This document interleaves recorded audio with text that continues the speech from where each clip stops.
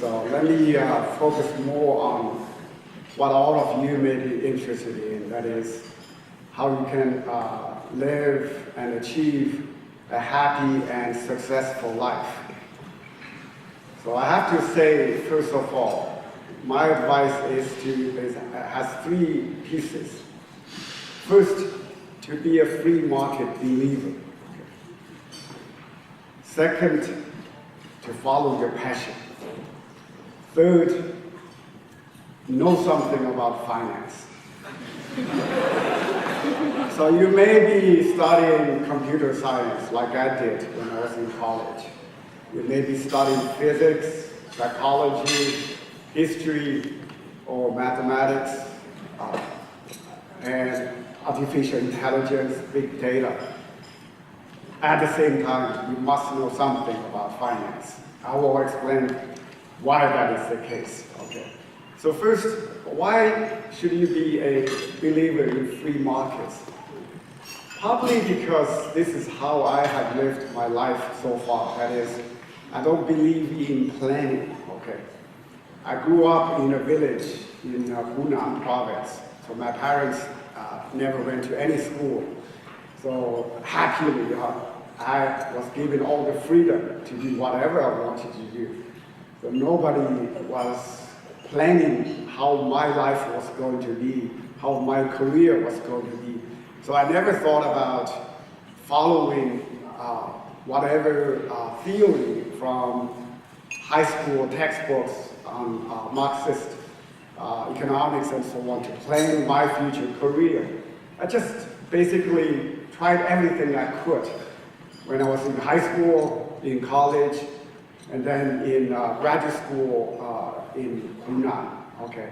So until about 1986, that is before I got my first master's degree, I first focused on computer science in college, and then systems engineering for my first master's degree in China.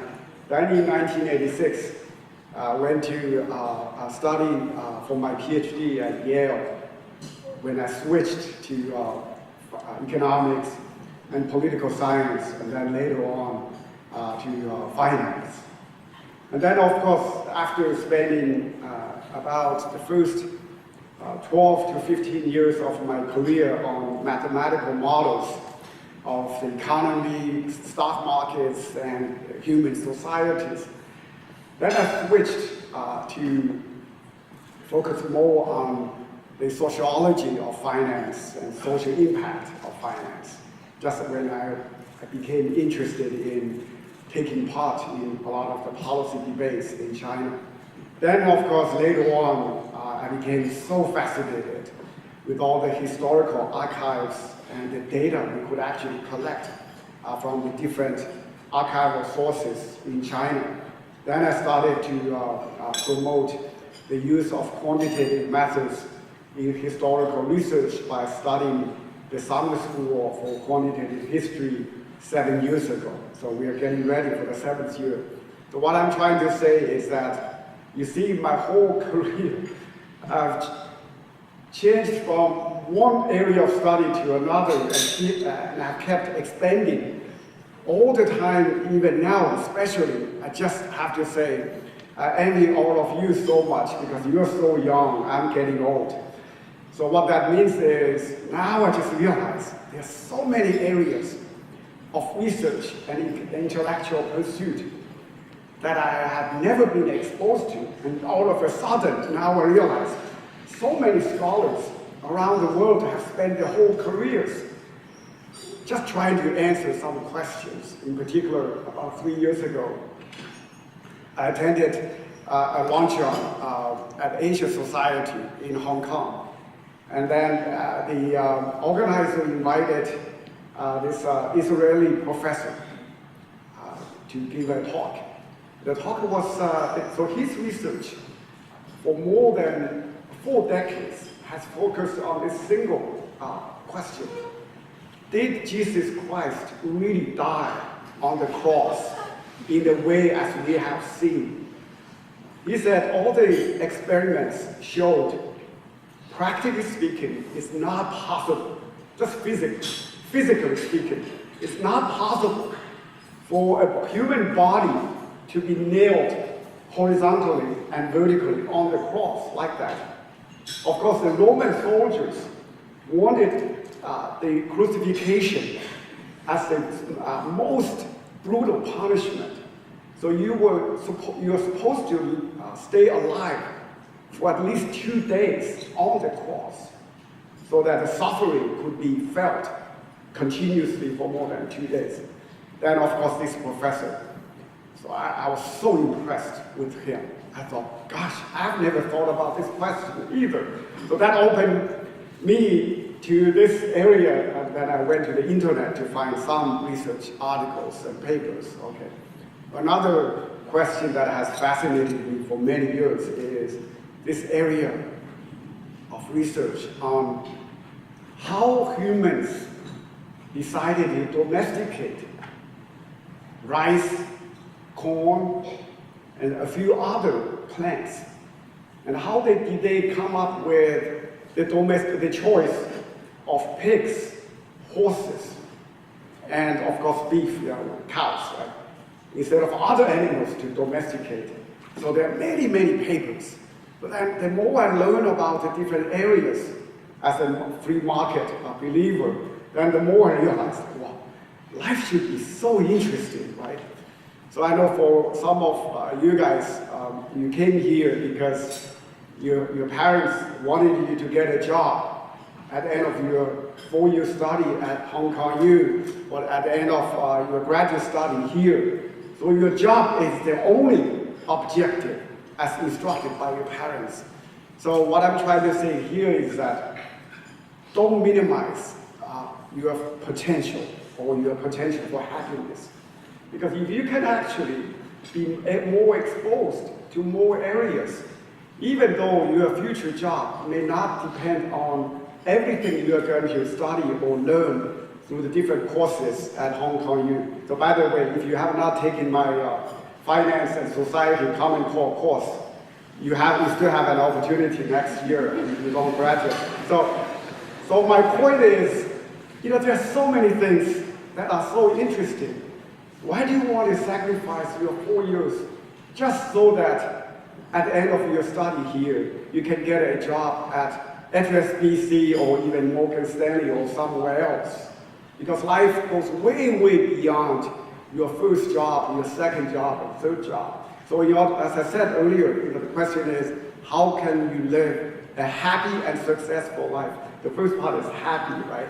So this is how you can make yourself happier throughout your 120-year life, okay? Because now they say life expectancy will soon be 120 years.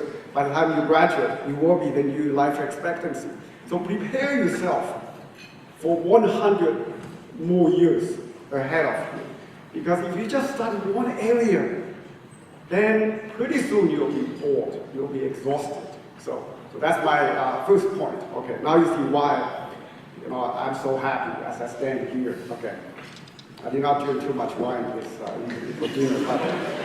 So the second point is about following your passion. I'm not talking about dating and finding your lover and so on. Of course, recently I've been giving lectures in China on how love finally has conquered marriage. So that's for another day in terms of what I really try to say there. The reason that I say following your passion professionally is so important has to do with my own experience. Because I know, my natural gift in terms of IQ and so on is not that great. But how can I really do better than my peers? When I was in college, graduate school, especially as a graduate student at Yale, so many of my peers clearly were so much smarter than me. But actually, there's one thing that makes me different from them. That is, I never care about what other people like. Okay, I just do what I'm interested in. So especially after I got my PhD in finance, my advisor said to me, well, don't come back to Yale in 2 years as a stranger. So what he meant is publish a lot of research papers and make yourself well known.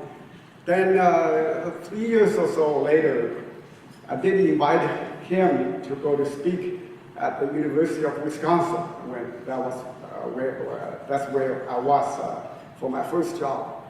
So when he saw me, he said, the topics you work on for research are not that popular. So I knew what he meant.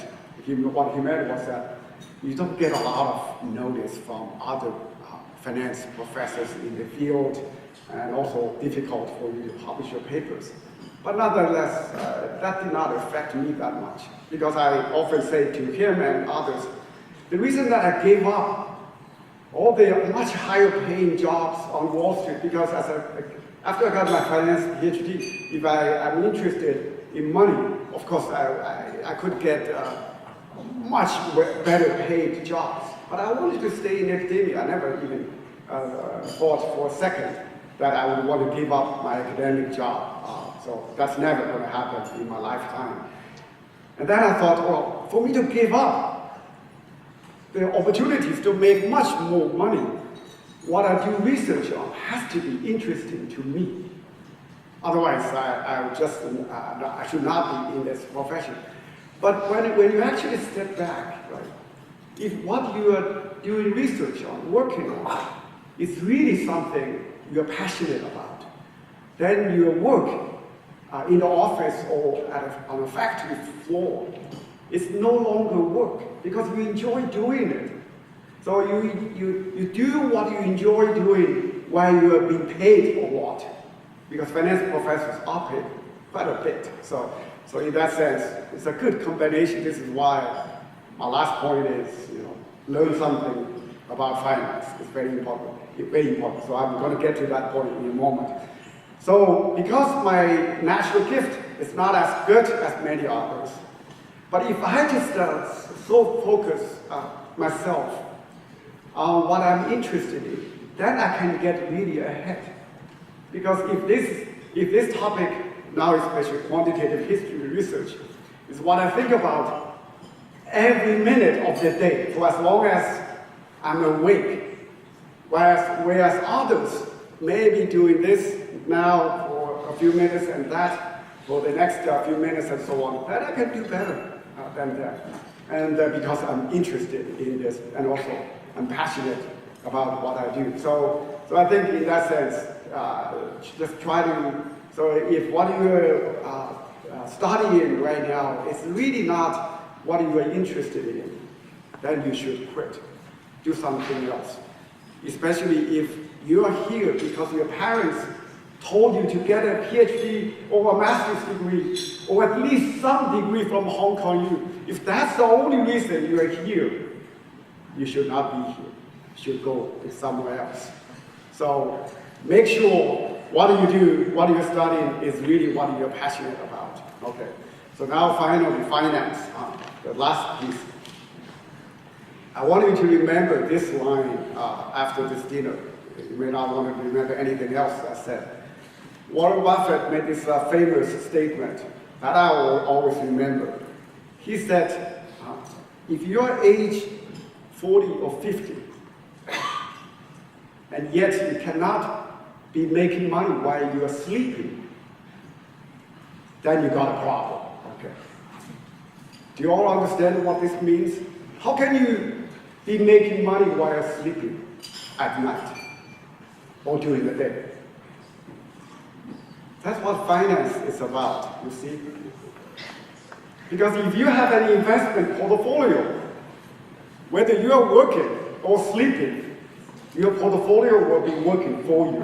Of course, if you don't know anything about finance, your portfolio may be losing money for you while you're sleeping. That's not good. Okay, that's why you need to know quite a bit about finance. So this is what I have told my two daughters. They are now out of college and working. I said, more or less follow the following structure. Okay. Before age 30, focus your attention, spend all your time on human capital building. So that is learning, studying, being exposed to many different areas of knowledge to improve your human capital. So in other words, before age 30 or so, don't just look at what the offered wage is for you. That's not so important before age 30. Your first job, the first 2 jobs or 3 jobs should be more about exposing yourself to the different jobs, different areas, so that you can learn how others do it, and whether that's a good fit for you or not. Instead of just focusing on the monthly paycheck, because there will be a time for you to focus more on how much income you make. That is the focus between age 30 and 55. So that's the period of your career when you should be trying to convert your human capital into financial capital. So that conversion process ideally should be maximized with whatever you can learn about AI and many other things. And then lastly, after age 55, manage your financial investment portfolio to generate income for you, whether you're working or sleeping, and then spend the rest of your life just by spending and relying on the investment income rather than your actual labor income. So I hope it makes sense. So I think if you don't like my first 2 points, then remember the last point I mentioned. So if you don't make money while you're sleeping, then you got a problem when you're age 50 or older. Okay. So make your investment portfolio work on your behalf. Okay. Enjoy the dinner.